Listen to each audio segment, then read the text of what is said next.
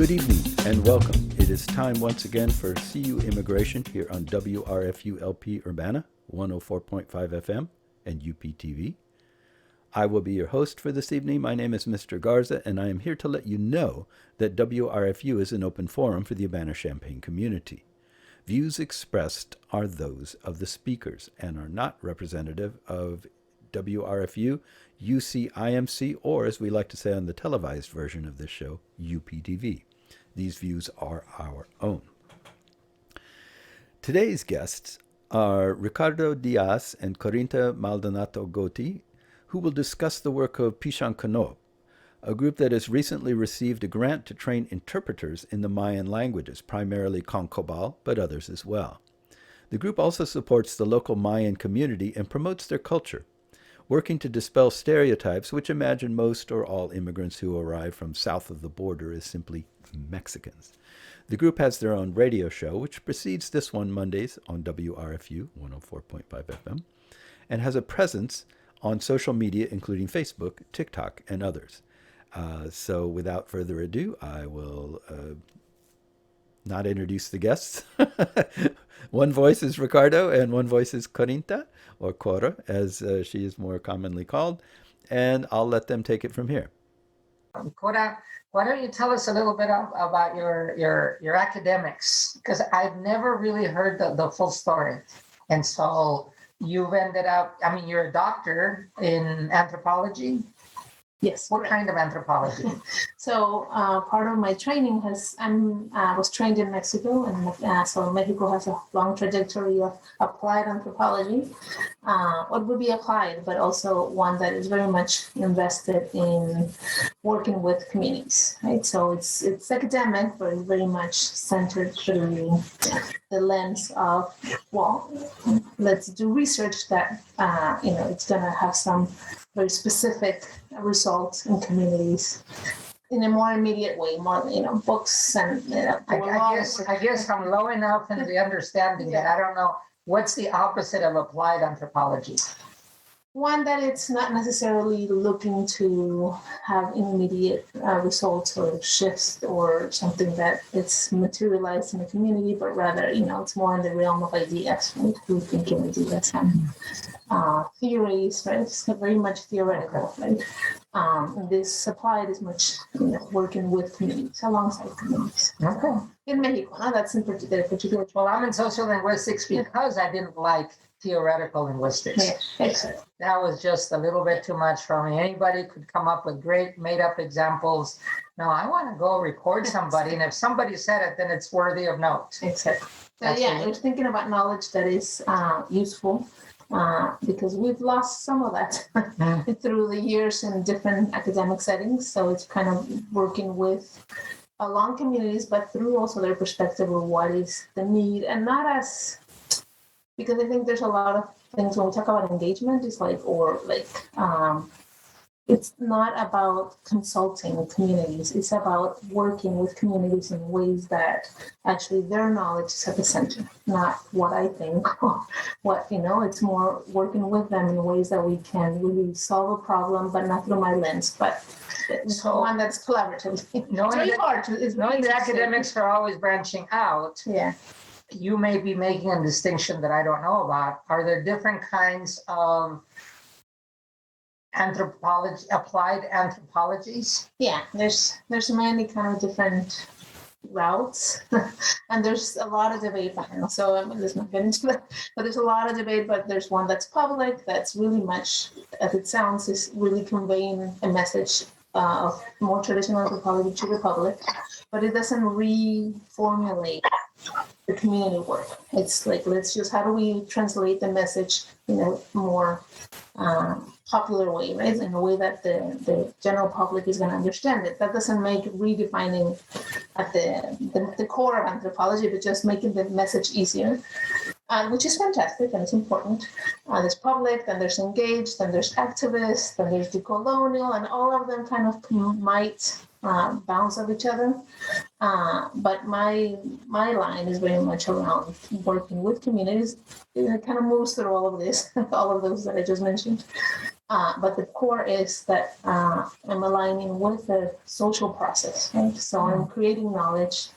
It's not only my making, it's a collective making, but I am making sure that it's walking with the social process of social transformation, of social justice. So you're naturally involved. Yeah. As part of the philosophical part of anthropology. Yeah. And that would then explain why you are involved in an organization and you are a protagonist within it. Yeah, and I think that the UIUC has made a really important leap, and I think many scholars have been doing it for a very long time here, but is really kind of rethinking those boundaries that we have set, right? And I think for me, this is fantastic. Coming from Mexico, where those boundaries are a lot looser or maybe non-existent, to think about how to work with communities and how to think about what's at stake, right? So it's not about what's at stake for me or the academy, but what's at stake for our community at large. Okay. What's at stake is, we need to create a community that's that has the same, equal access to all the services and whatever, right? Okay. Education and housing, healthcare, those things. No, I think we're both in it now. Yeah. That's fine. What I don't know, and now I ask you, because that seems now I understand better. And now perhaps you can tell us about the organization and it's how it began. Pixan Konob. Pixan Konob. So I'm going to talk for Pixan Konob as also a founding member, but I am not the only sole member, and I don't want to speak for the organization, but kind of talk about the history of it and how it came to be. And it'll be quick. It's Pixan Konob also means the heart of the community. That's what it translates to in English. And it's a collective. It's a loose collective, more as a network of people that are engaged in language work, which means the promotion of, in this case, indigenous language work, in the promotion of indigenous languages, the documentation of indigenous languages, the preservation, vitalization. In many cases, it's not about preserving, it's about keeping that vitality of languages. So the way you're saying it doesn't sound like that's only for Champaign-Urbana. No, I mean, language work is something that many folks do across the globe, but it's very much centered through a lens of the actors that speak. So I'm kind of on the sidelines because I don't speak Kankobal, but the Pixan Konob emerges out of the needs and all the ginormous or great language barriers that many of the Maya Kankobal community faces in Champaign and throughout the United States in relationship to being able to access services and being able to live a dignified life. Understanding what's going on around them, right? And it was kind of along that, pattern of ongoing, receiving. We are a receiving community. We were receiving more and more folks, and as many of us, were engaged, we kept seeing the needs arising. And it really comes out of an event where I was able to see the birth. Someone giving birth in a hospital, and just really looking on all the multiple layers that were not happening, and that those members of the community, of the Kankobal community, and I, really thought about what that meant. Right? We kind of talked about it for a few weeks, and it was just really traumatizing not being able to communicate what you need. Right? Okay, so I'm trying to visualize. There's a birth going on. And you said the things that weren't going on. What wasn't going on during that birth? I mean, there was Spanish translation, but, they kept putting Spanish that was from Puerto Rico, then it was from Argentina on the screen, right? In the delicate moment. I don't know. I'm kind of, maybe I shouldn't start. It's too late. Okay, so I'm going to try to make it the least revealing in the ways that it protects people, but what I want to say is just being able to see somebody in a dire need, in a medical emergency, which is a medical emergency, and being vulnerable and not being able to communicate. Right? I wasn't able to do much, although I was ongoingly kind of trying to pick here and there, but because I was not an official interpreter, they were by law not paying attention to me. But I could see all the multiple things that were happening that were not being, like all the miscommunication, like at large, right? Yeah. And this also in a framework, and I will say it, of, racialized ways of understanding other people, right? In this case, indigenous folks, right? So it was just, there was a set of assumptions already, and you could see them play out as these people are needing an emergency to solve their health emergency, playing out, and there's miscommunication, and there's assumptions, and there's all this Spanish, like the assumption that they speak Spanish, and the assumption that they can be communicated, that things can be communicated in Spanish is there, and it wasn't happening. So can I summarize that to say, Pino, Pixan Konob was born out of the necessity or an unfulfilled situation, because the needs weren't being met, even though the actors were trying. The pieces were there, but it wasn't working. It was the unsuccessful communication that was happening. Yeah, it was utterly unsuccessful, and there were cultural mistranslations. There were a lot of assumptions that crossed through, racialized understanding of other people. They were just, the really the misunderstanding that anybody south of the border speaks Spanish or understands well Spanish. So, but you even kind of sharpened it to say this is not just about Cancobal, and it's not just about language. It's Pixan Konob is That's why I don't say this is about an interpretation only. I think what we're doing is language work, which really is kind of creating that education, promoting those knowledges of who these communities are of speakers, right? Okay. And it's not only about language; it's about the people that speak those languages and all that goes around that. Okay, so to take a step back, the network of Pixan Konob is a dozen people? No, we're 5, 6 people that come and go, and we have kind of a core, and there's just people that kind of surround. Good. So half a dozen people working on these issues as they come and go. Yeah. Dealing with a population of Champaign-Urbana, not that we've counted because you can't, but is it more than 100? Yes. I mean, and I'm going to stick to the Guatemalan consulate number. I mean, he talks about thousands, anywhere between 4,000 and 8,000 in the area. I'm not saying only Champaign or Urbana or the county. I think it's kind of in the area, central Illinois, maybe? I think it's less than just central to bid, but it's surrounding counties. Okay. So 3 or 4 counties, and we Champaign-Urbana. Yeah, and we're talking about Mayan, indigenous speakers of Mayan languages, not only Cancobal. So it's between 4 and 8, and Cancobal being probably the 90% of those. Okay, so Cancobal is the center because they have the most speakers, and then there's other languages. Yeah. Do they all come from the same area in Guatemala, or? I don't think so. No, I mean, I do think Cancobal community members mostly come from one area. Is it okay to reveal the towns? I mean, I think it's pretty much public knowledge at this moment that many of the people come from Santa Eulalia, a beautiful town of Huehuetenango, which is a department. So part of the work we're trying to do is really bring attention to what this community is here in the United States. The community has multiple generations at this point. So the communities are very, I think they're just ongoingly changing. So also kind of thinking through, people tend to think about indigenous culture or about Maya culture in a very reified kind of way. This is how they are on the books, right? And these are just, as all of us, we're communities that are always moving and transforming, right? So thinking about the language work is thinking again about how people use their language in this context of the United States. Right? In the United States, in Champaign-Urbana, and thinking in ways in which the community of speakers and allies like us can, support a dignified life. So Tom, I was asking to fill in my gaps of what I did not know about Pixan Konob. But I may be too close. Are there any other questions you might have about the group or about the population before we go on to the project itself?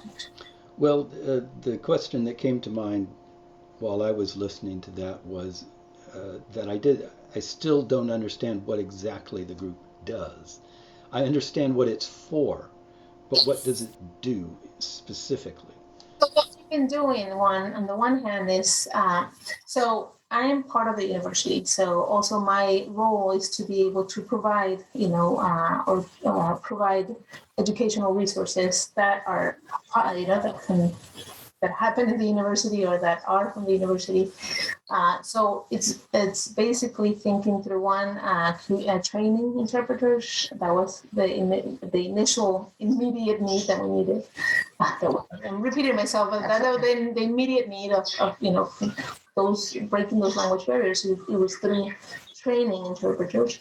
The second aspect is promoting the community and the culture of the community, educating people about who the Maya Kanhoal are by their own members, right? So it's kind of their own perspective of who they are here and what they desire and dream, and And the third one is, and this came as a result of COVID, and it was really creating information. Let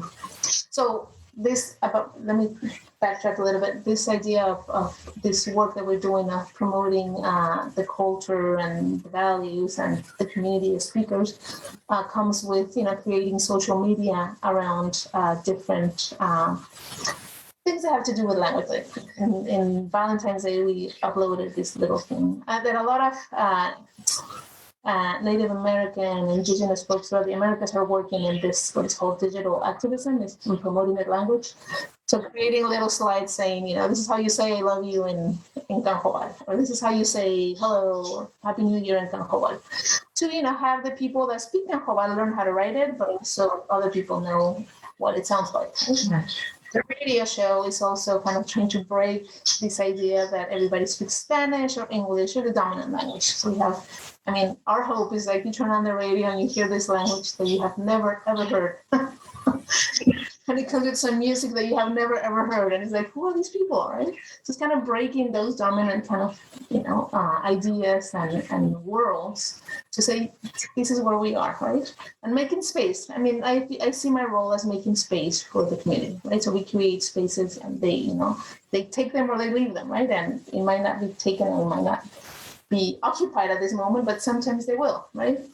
In this case, the radio show has been one that's been occupied and it's been successful because it was needed and it was great and people like it, so kind of that. That's a show that you do on Mondays at 6 through 7. I don't do it. There's 2 radio locutores, I don't know how to say that in English, DJs that are taken on, and 1 student from a UAUC undergrad in anthropology that just is phenomenal and they work together. So they do that. So that's Mondays, 6 to 7 and WRFU 104.5. 104.5. That's important because not everybody knows this. Not everybody will be watching this and understands it. Okay. And then the third one, the COVID allowed us to really, show how important communication is. It was life or death. We needed to communicate important things. And I think our role became very important then to really be able to translate, interpret information that was circulating that needed to be, again, be put in their own words and language and forms. And this has been a really fantastic opportunity for all of the Pixan Konob members to, think about what it means to translate, what are the equivalencies, really think hard about, their own medical traditions. There's been a really tiring because we're very few and we needed to translate ongoing. We never were able to keep up, but I think we did a good job with the time being of, creating information that was critical. Yeah. That's what we're doing. Yeah. So let me summarize that as I understand it, is that the project basically revolves around language education, which goes both ways, to the community and amongst members in various ways, and as well as culture, sharing of culture, discussing culture and highlighting culture. And then after that, it's kind of what's needed as needed. So it's a little amorphous. It's not like we only do these two things and that's it. It's kind of like we focus on these things and then other things as they come up. We're just working on building up right now, whatever the road might take us, right? But it seems to fit your academic intention of being part of the community, living and moving with them, rather than trying to set boundaries as to what can be done. Yeah, I mean, I'm not part of the community, but I walk with them, right? So I accompany them. So that word of accompanying, just being on the side, right? And being able to, provide wherever my knowledge and my skill level is to whatever needs are at the moment. And sometimes they work really well, and sometimes they don't, right? Sometimes I feel like I have nothing to do. And sometimes, I can, we can think about this idea and transform it into potential, writing about, creating a social media post, for example, right? We do really do it, a good team So together. if somebody wants to look at some of this, I suppose we could put in the show notes the Facebook page, the Facebook page, the TikTok page. TikTok page. You have a TikTok We have a page. TikTok Wow, page, we and we are. have a YouTube page. The YouTube is the one that's most abandoned. TikTok is very active, Okay. and Facebook is as well. But TikTok is very much. I really like, this is like the community. It's like the members are. They're making their own TikToks. Facebook is, I see a lot of friends. It's not as community centered. The TikTok is kind of has its own life. Okay, good. and I like that, right? It's like we upload and it's shared, but it's shared among the community. That's good. Yeah. So web, Facebook, TikTok, is the radio show then? We'll put the link to the time for the radio Yeah, the show. radio show has its Facebook page as well. Oh, it does. And Okay. We're building that up as we grow. Okay. And the idea is also, to professionalize, to be able to create this idea that, being an interpreter is a very dignified job, and it's actually a source of income and an important profession. So I'm also hoping that the young adults that are coming out of high school see themselves as, community leaders, interpreters, somebody doing language work in whatever way they want to. I mean, this is a conversation to the community has to have, how much they want to keep it in the US or not, if they even want to do it or not. But, it's something that is, as it grows, will happen organically. Yeah. So I think I'm understanding from the definition you've given, this is for community members. I'm an outsider, even observing might mess up a little bit of the communication. So I can visit the pages, but I have nothing to contribute by showing up, even if I'm interested. And in fact, if I want to help, I should not show up. Just understand that the space you're that the group is creating is a valid and dignified way. I think we use it. I think there's ways of being an ally and there are ways of working with communities. It's not that we can. It's just kind of being able to understand what our role is. Right? So we call ourselves as language workers. We're also language activists. So we do action, try to bring action to this language work. And there's language activists that are community members and that are not community members. And we have different roles. Okay. We have different roles and we target different people and we communicate different things. But I think I can walk with the community. Okay. As long as we all agree with it, they might kick you out or they want to kick you out. I don't know. It's something that happens, right? And it takes time, but it happens. And as we create a collective platform of action, right? And we want to move forward together to solve certain things, that's where we come along, right? Okay. Sounds good. I think I have a much better sense of the group now. I'm sure that there are other questions and they can send. So maybe another thing we can put in the notes is an email or a Yeah. place where people can get more info. And again, this kind of, because the conversation that we're having right now about inside outside, we have a university project that is very much, although we interact with Pixan Konob is part of that. So it's a community arm, but we have a university arm, which is students, faculty, bringing resources, thinking about means, not only in Maya languages, but also other indigenous languages and Spanish, so we can think about Spanish speaking communities, right? And think about the dynamics of speaking a second language versus a non-dominant language. Yeah. Okay. Well, actually, for me, that's a perfect segue into then coming back up to the project. If the Maya groups that are living here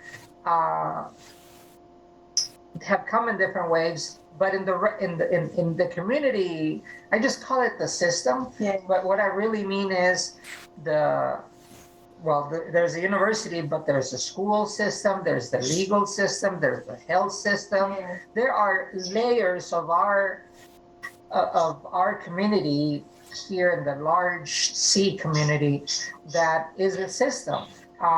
That you were mentioning, they weren't communicating during that birth. Yeah.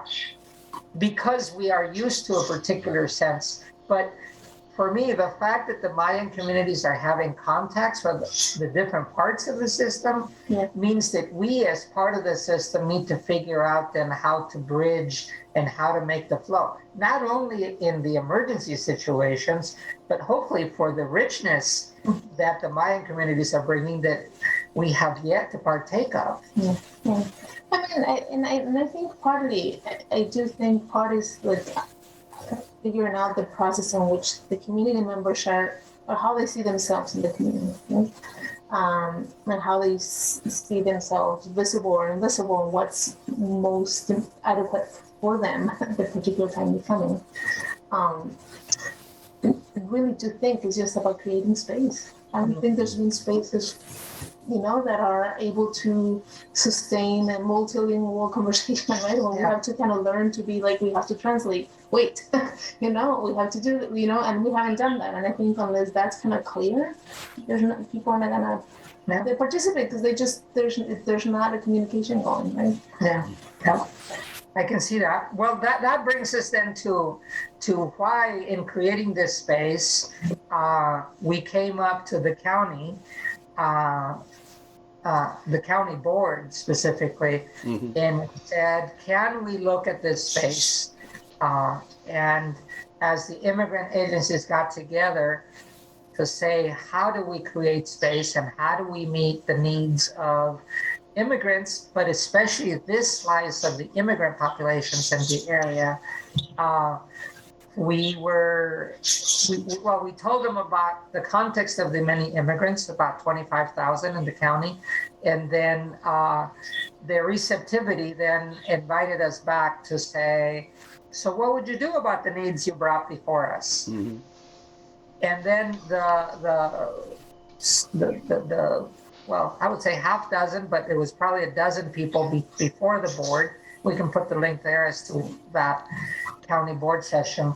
Then they invited us back and they said, well, we happen to have this ARPA money, the American Rescue funds that are coming down, that we might want to help.